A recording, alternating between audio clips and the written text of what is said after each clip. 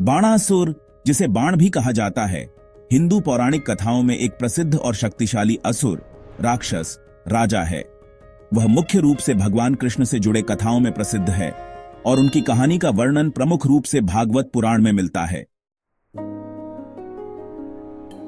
बाणासुर महाबली का पुत्र था, जो प्रसिद्ध असुर राजा था। महाबली को भगवान विष्णु के वामन अवतार द्वारा पराजित किया गया था और उन्हें अमृतत्व तथा पाताल लोक का राज्य प्रदान किया गया था। महाबली अपने धर्म और परोपकार के लिए प्रसिद्ध थे, लेकिन बाणासुर ने अपने पिता की शक्ति तो पाई, परंतु वह अहंकारी और शक्ति लोलुप हो गया। बाणासुर भगवान शिव का परम भक्त था। उसने घोर तपस्या की और शिवजी से वरदान प्राप्त किया। शिवजी ने उसे अद्वितीय शक्ति और सुरक्षा प्रदान की, जिससे वह लगभग अजेय हो गया।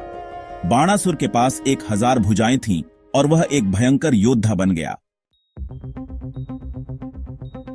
शिवजी के वरदान से बाणासुर ने महान शक्ति प्राप्त की और अपने राज्य पर अत्यधिक अधिकार और अहंकार के साथ शासन किया। उसकी राजधानी शोणितपुर अत्यंत भव्य और सुरक्षित थी।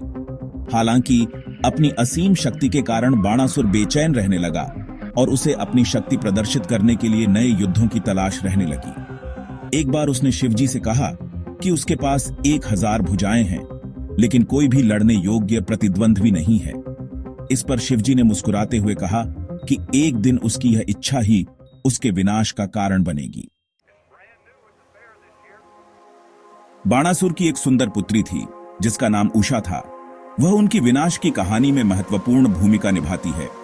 उषा ने एक स्वप्न में एक सुंदर युवक को देखा और उससे प्रेम कर बैठी। वह युवक और कोई नहीं, बल्कि भगवान कृष्ण के पोते अनिरुद्ध, प्रद्युम्न और रुक्मावती के पुत्र थे। उषा ने अपनी सहेली चित्रलेखा, जो चित्रकला और जादू में निपुण थी, से मदद मांगी। चित्रलेखा ने अपने जादुई कौशल से अनिरुद्ध को द्वारका से अपहरण कर उषा के कक्ष में ले आई। वहां उषा और अनिरुद्ध ने गुप्त रूप से प्रेम संबंध स्थापित कर लिया। जब बाणासुर को पता चला कि अनिरुद्ध उसके महल में उसकी पुत्री के साथ है, तो वह क्रोधित हो गया और उसने अनिरुद्ध को बंदी बना लिया।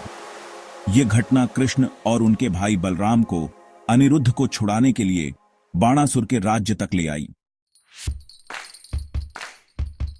अनिरुद्ध की कैद के कारण बाणासुर और कृष्ण के बीच भयंकर युद्ध हुआ।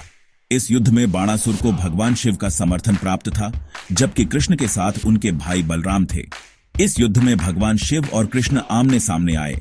कृष्ण ने अपना सुदर्शन चक्र चलाया और शिवजी ने अपने दिव्य अस्त्रों से उसका सामना किया। मुख्य लड़ाई बाणासुर और कृष्ण के बीच हुई। बाणासुर की 1000 भुजाओं और शक्ति के बावजूद कृष्ण ने उसे परास्त कर दिया। जब कृष्ण ने बाणासुर का अंत करना चाहा, तो शिवजी ने हस्तक्षेप कर अपने भक्त के प्राणों की रक्षा की प्रार्थना की।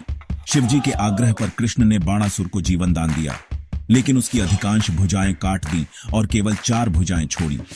अपनी हार के बाद बाणासुर का अहंकार टूट गया और उसने कृष्ण की कृपा से अपने जीवन को शांतिपूर्वक बिताने का निश्चय किया। कृष्ण ने उसे उसके राज्य पर शांति से शासन करने की अनुमति दी।